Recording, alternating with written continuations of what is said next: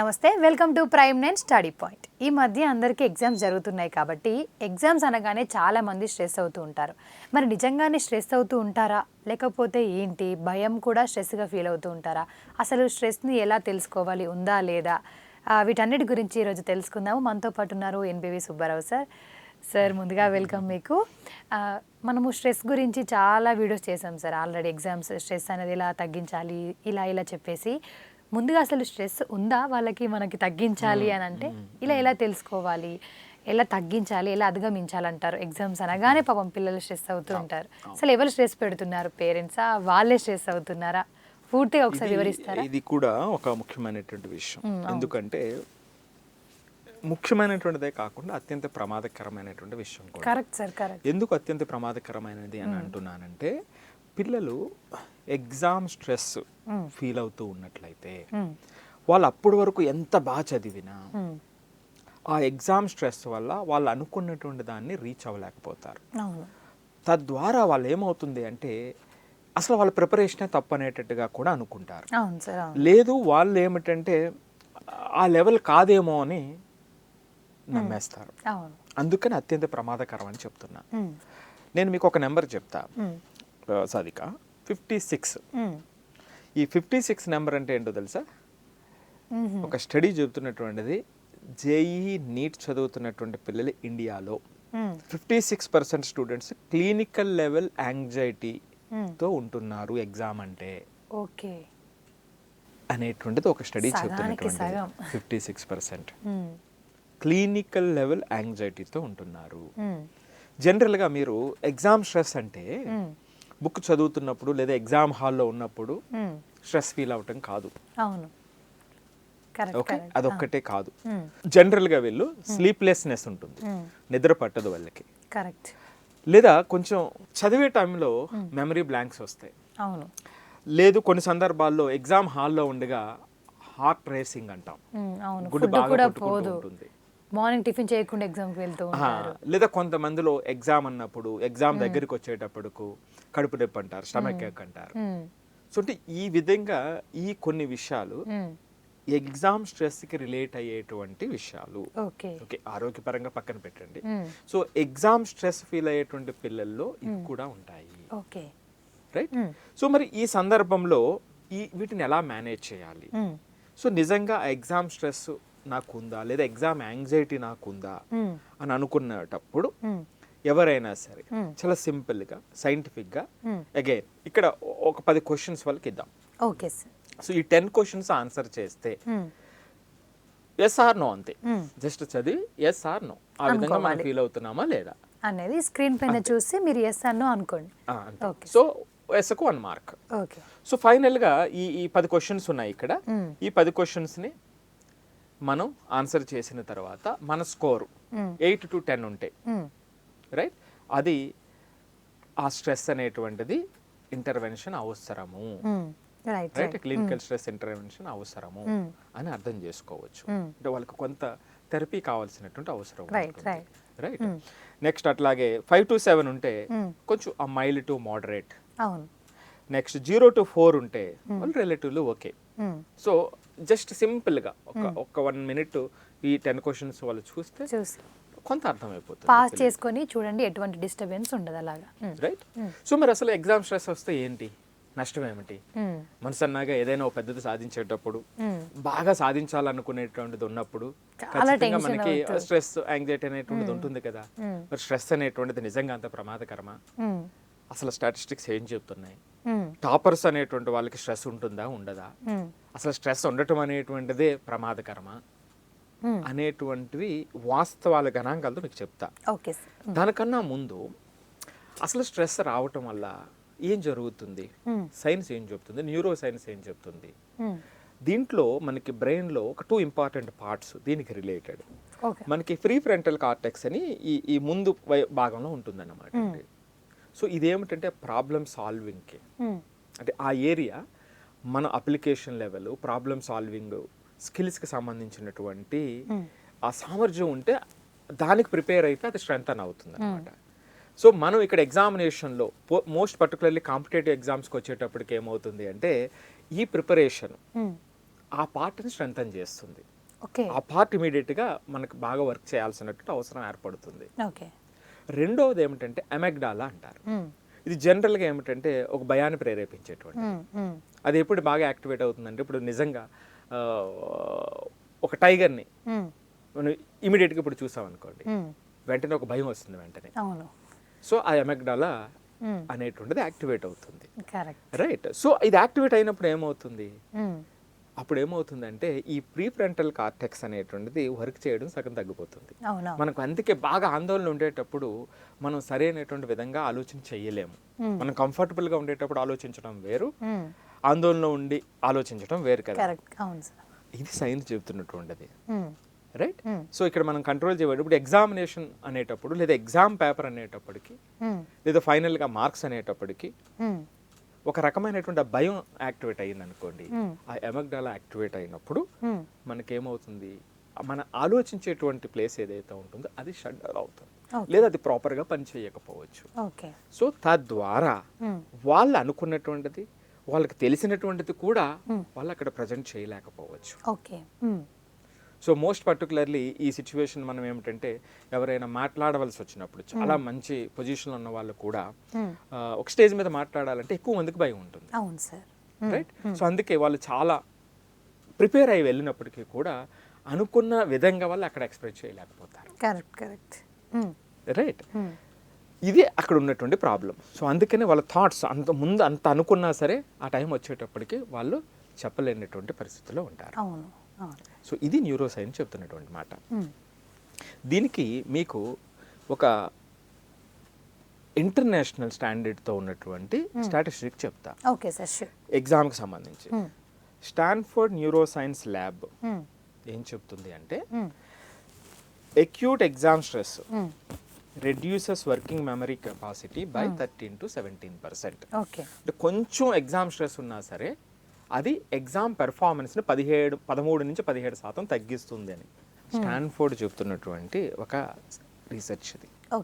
అట్లాగే AIIMS Delhi 2024 JEE NEET aspirants గురించి చెప్పినటువంటిది. వాళ్ళ యొక్క కార్టిసోల్ లెవెల్స్ 34% హయ్యర్ ఉన్నాయి.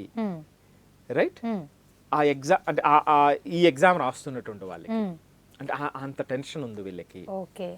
అదే ఏజ్ గ్రూప్ ఎగ్జామ్ రాయని వాళ్ళకి వీళ్ళకి పోలిస్తే 34% ఎక్కువ ఉంది.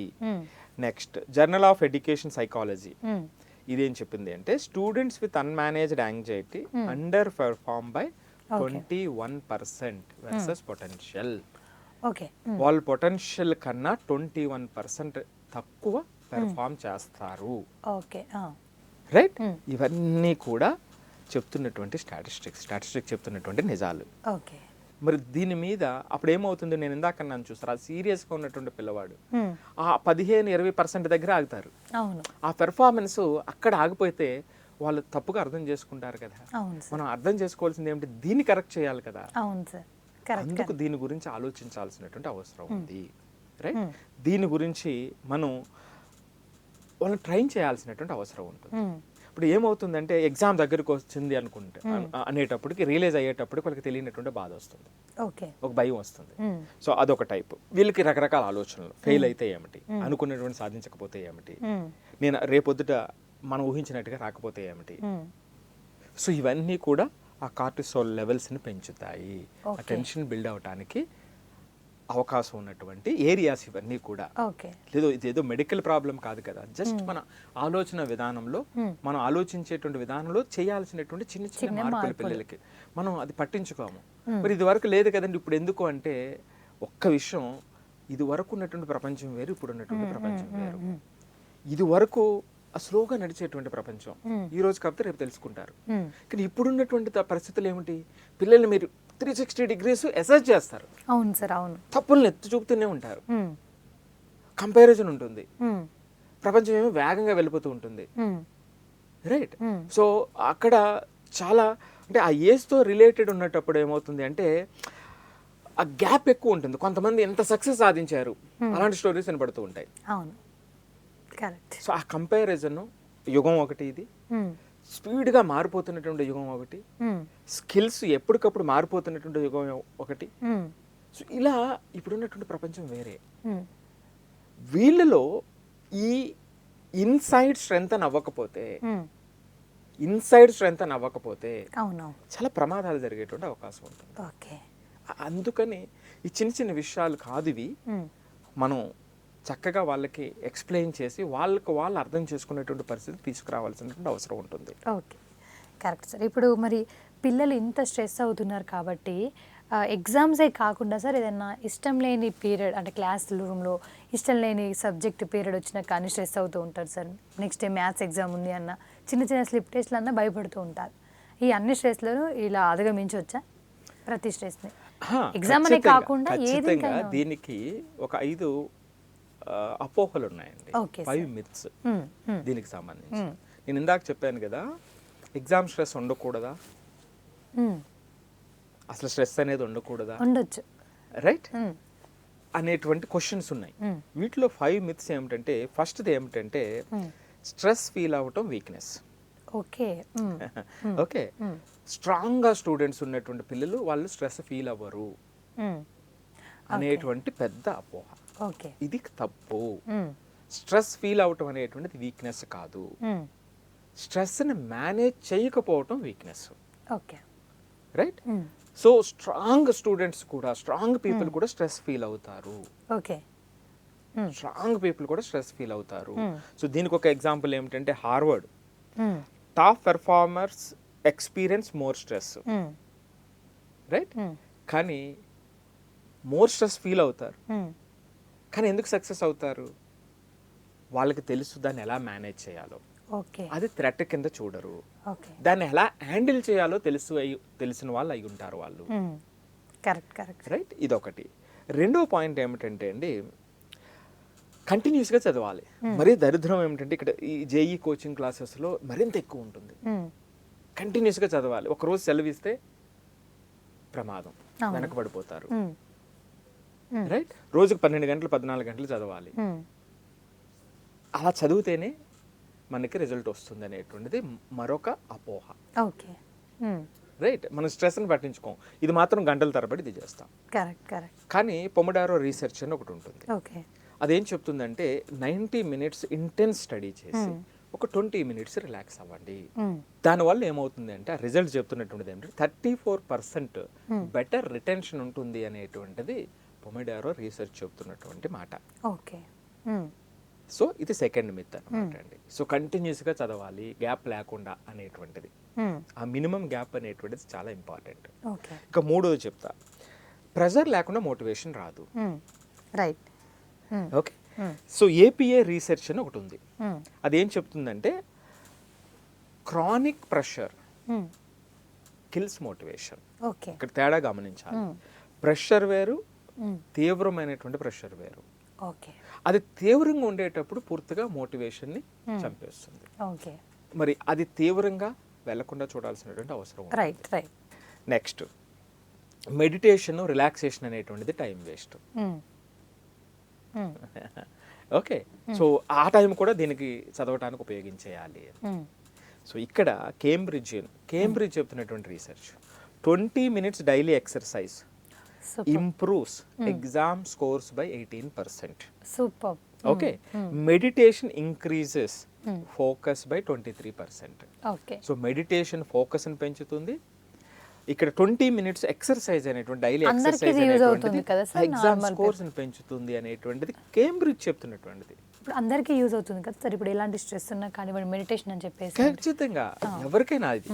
సో అట్లాగే కొంతమంది పిల్లలు పాపం సిన్సియర్గా ఉండేటువంటి పిల్లలు పేరెంట్కి చెప్పకూడదు, చెప్తే వాళ్ళు ఎక్కువ ఫీల్ అవుతారు అని అనుకుంటారు. సో ఇదొక ఇంపార్టెంట్ పాయింట్ అనమాట అండి. కానీ ఇంకొక సర్వే, UCLA సర్వే అని, ఆ రీసెర్చ్ ఏం చెప్తుంది అంటే, మనం ఎప్పుడైనా ఇబ్బంది ఉండేటప్పుడు పక్క వాళ్ళతో పంచుకునేటప్పుడు మనకు వచ్చేటువంటి ఆ సపోర్ట్ వల్ల ఆ స్ట్రెస్ లెవెల్స్ అనేటువంటి 19% తగ్గుతాయి. ఓకే.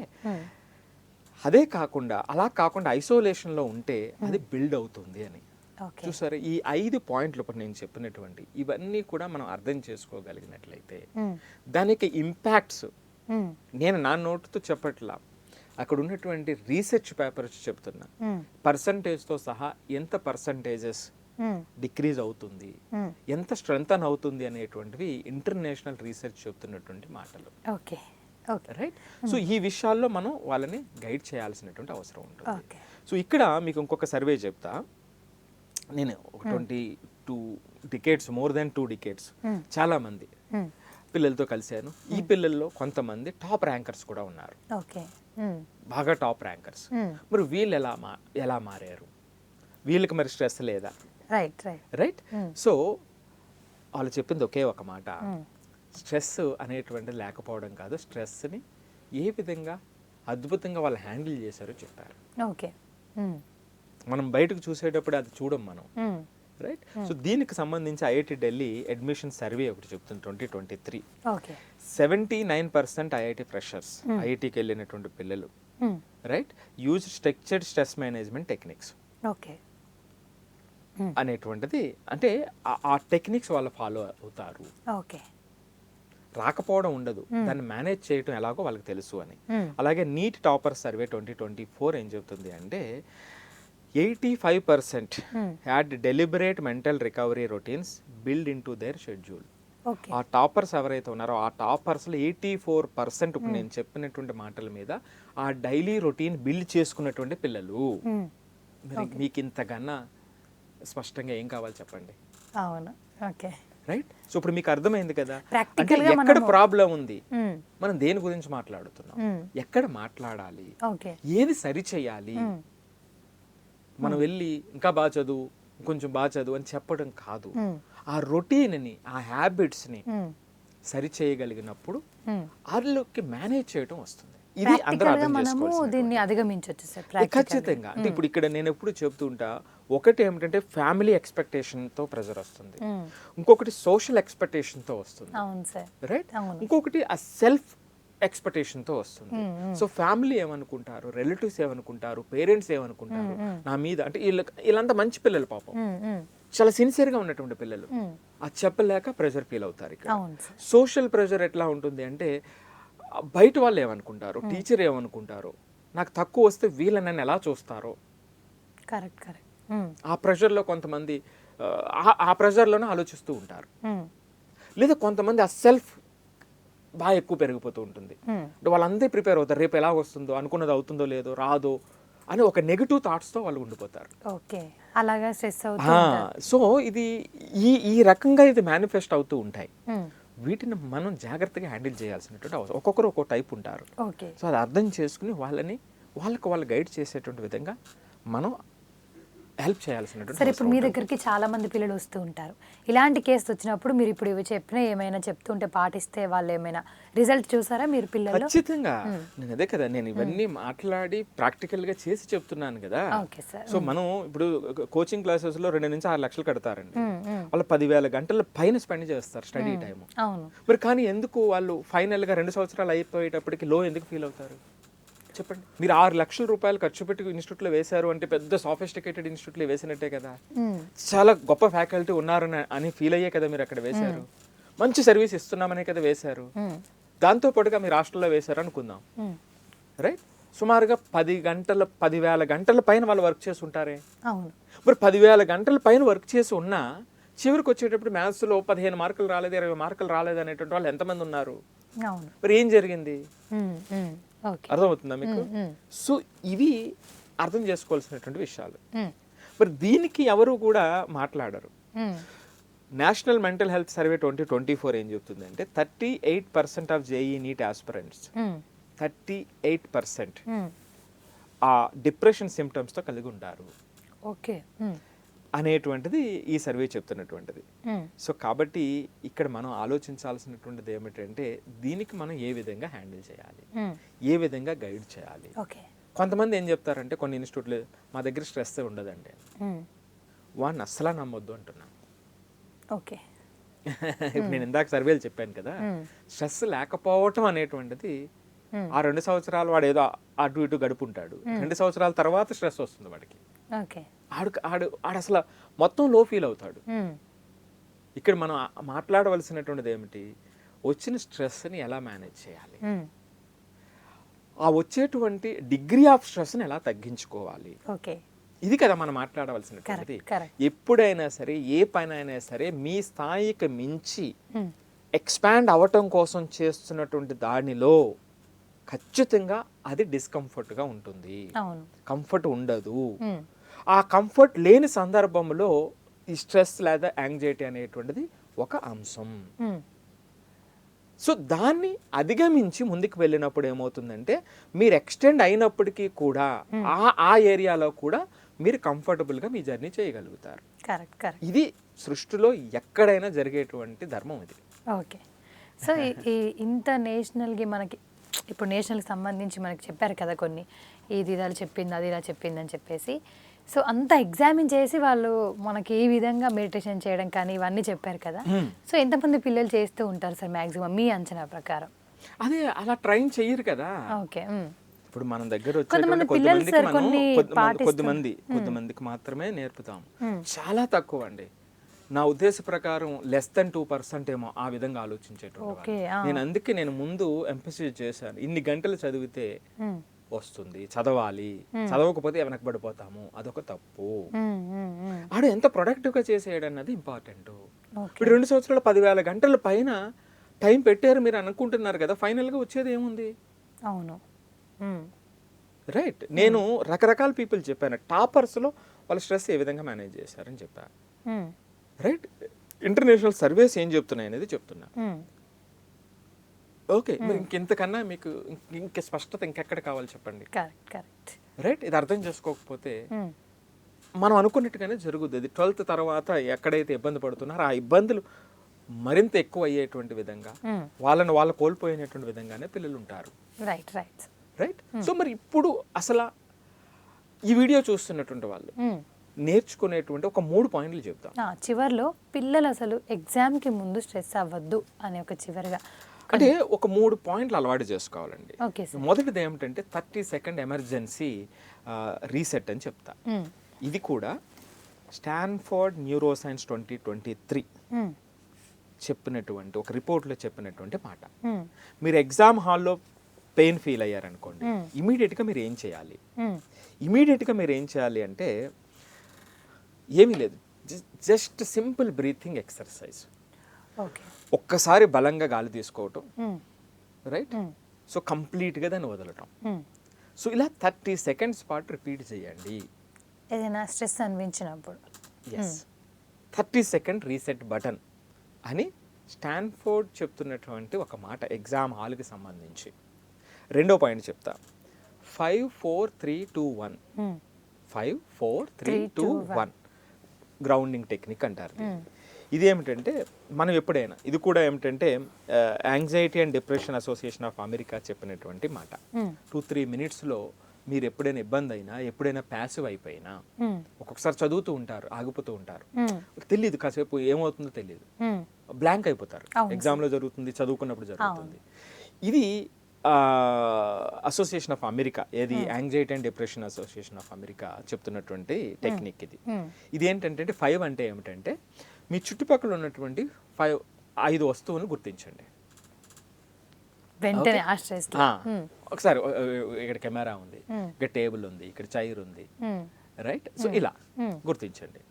నెక్స్ట్ రెండోది 4 అంటే ఏమిటంటే 4 టచ్ చేయండి. ఓకే, 5 4 టచ్ చేయండి. నెక్స్ట్ మీ పక్కన వినబడుతున్నటువంటి ఒక 3 సౌండ్స్ని వినండి. 3 అంటే అది, రైట్. రెండవది 2 థింగ్స్ని స్మెల్ చేయండి మీ చుట్టుపక్కల ఉన్నటువంటిది. లాస్ట్ది 1 థింగ్ని టేస్ట్ చేయండి. Okay okay okay. సో ఇది 5 4 3 2 1 గ్రౌండింగ్ టెక్నిక్ అంటారు. ఓకే. సో దానివల్ల ఏమవుతుందంటే మీరు ఇమీడియట్గా ఆ బ్లాంక్ అయినప్పటి నుంచి మరలా యాక్టివ్కి రావడానికి అవకాశం ఉంటుంది, వచ్చేస్తారు ఆటోమేటిక్గా. ఓకే, ఒకసారి ఇది వెళ్ళాకే ట్రై చేస్తాను సార్ నేను ఎప్పుడు స్ట్రెస్ ఉన్నప్పుడు. అంటే కంపల్సరీ మేము ఎప్పుడు కోపంలో ఉన్నప్పుడు కానీ మన పేరెంట్స్ సార్ పురాతన కాలం నిజంగా చూసుకుంటే అమ్మమ్మ వాళ్ళు కాసేపు సైలెంట్ ఉండి కోపం వెళ్ళిపోయిద్ది అని చెప్తూ ఉంటారు. సో నిజంగానే చాలా మంది ఆ క్షణం ఆగండి అంటారు. అందుకే మనం ఎప్పుడు కూడా మనకి బాగా స్ట్రాంగ్ రిలేషన్స్ దగ్గర మనకి డిఫరెన్స్ వచ్చినప్పుడు ఆ క్షణం మాట్లాడకుండా ఉండటం అనేది చాలా ఇంపార్టెంట్. మనకి ఆ మూమెంట్ కన్నా కూడా relation important. Correct. Correct sir. అందుకే సో ఒకప్పుడు ఉండేటి ఇప్పుడు వస్తున్నాయి సార్ మళ్ళీ ఎంత ఎగ్జామిన్ చేసినా. ఇప్పుడు లాస్ట్ పాయింట్ ఏమిటంటే స్టడీ స్ట్రెస్ డీకప్లింగ్ షెడ్యూల్ అంటారు దీన్ని, టూల్ 3. ఇందాక కూడా చెప్పాను పొమడారో టెక్నిక్ అని, 90 minutes 20 minutes రెస్ట్ అని. జనరల్గా ఏం చెప్తుందంటే ఆ టెక్నిక్ రీసెర్చ్ ఏం చెప్తుందంటే highest output 52 minutes focused work, మీరు పక్కన ఏం జరుగుతున్నా పట్టించుకోకుండా 52 minutes, 17 minutes బ్రేక్. ఇది హైయెస్ట్ సస్టైన్డ్ అవుట్పుట్ అని ఆ రీసెర్చ్ చెప్తుంది. సో ఆ ఫోకస్ వర్క్ అది 52 చేస్తారా లేదా 90 minutes చేస్తారా, అది 90 minutes చేస్తే ఇంకా బ్రహ్మాండం కదా. సో అది చేయగలిగి ఒక సఫిషియెంట్ బ్రేక్. Okay, super. ఆ ఫోకస్డ్ వర్క్ అనేటువంటిది చాలా చాలా ఇంపార్టెంట్. ఓకే, ఇక్కడ ఏం చేస్తారంటే ఈ కోచింగ్ ఇన్స్టిట్యూట్లో మీరు చేసుకుంటూ పోండి, ఈ రోజు 100 questions 50 questions సాల్వ్ చేయాలంటారు. అవును, పాపం నిజంగా సీరియస్గా ఉన్న పిల్లలు చేయనోడు చేయడండి అసలు. అవును, సీరియస్గా చేద్దాం అనుకున్న పిల్లవాడు వాడు 20 తాగిపోతాడు, కరెక్ట్. వీడు 50 చేయమంటాడు, అరే నేను చేయలేకపోతున్నాను అంటాడు. నిజంగా చేయలేరు పాపం. ఏదైనా చాప్టర్ మొదలైనప్పుడు తక్కువ టైంలో, ఎక్కువ టైం పడుతుంది తక్కువ క్వశ్చన్ చేయడానికి. ఆ చాప్టర్ ఒక 7 రోజులు 8 రోజులు ప్రిపేర్ అయ్యారనుకోండి, ఆ స్పీడ్ పెరుగుతుంది. అవును, అన్ని రోజులు ఒకలా ఉండదు కదా. అవును సార్. సో ఇలా తెలియకుండా ఆ పిల్లలకి ఆ యాంగ్జైటీని తీసుకొచ్చేటువంటివి మీరు లక్షలు కట్టి తెప్పిస్తారు వీటిని, ఓకే, ఆ ఇన్స్టిట్యూట్లో వాళ్ళు ఇస్తారన్నమాట. సో ఇది అర్థం కాదు.